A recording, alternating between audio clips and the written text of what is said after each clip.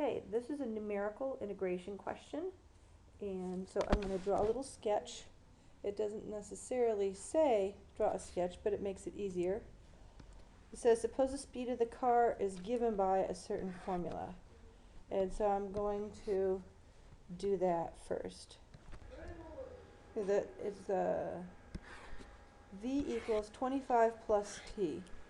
V equals 25 plus T. And it's over the interval 0 to 30.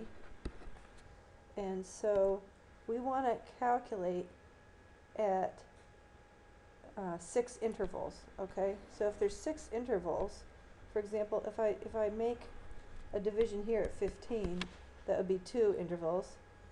Then if I want 6 intervals, I'm going to subdivide these again and subdivide these again. So that's 6 intervals. We're counting this as an interval, okay? So that means it's 0, 5, 10, 15, 20, 25, okay? So what we're going to do is we're going to over and underestimate how far the car goes.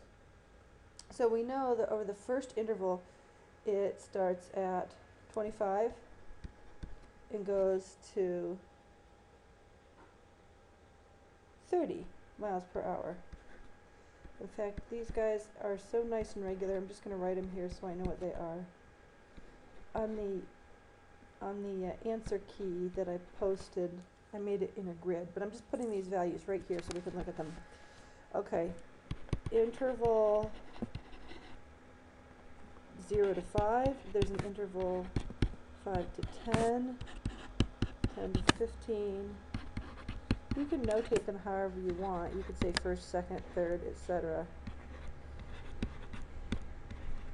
1, 2, 3, 4, 5, 6. Okay, so here are my intervals, and I'm going to do over and under approximations for each of them.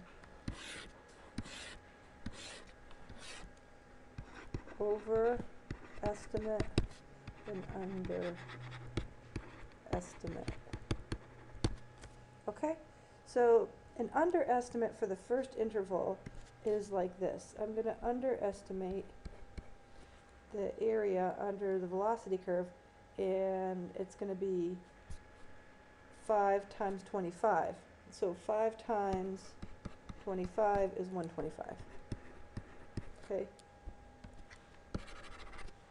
What if I want to overestimate? Well, if I want to overestimate, I'm going to go up to this point and overestimate, and then it's going to be 30 times 5, which is 150.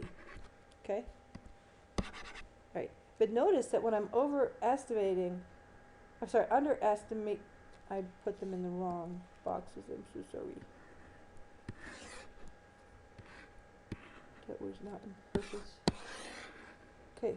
When I'm overestimating this interval, it's the same as underestimating the next interval. So it's a buy one, get one free.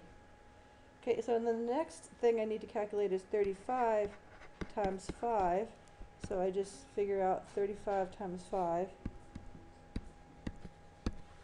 is 175.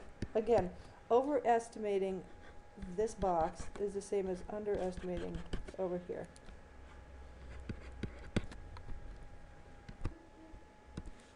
Okay, and let's see, next we're going to do, I think we did 35 times 5, then we do 40 times 5, better be 200. We're just actually adding 25 each time, so if you figure that out, you can just start doing this.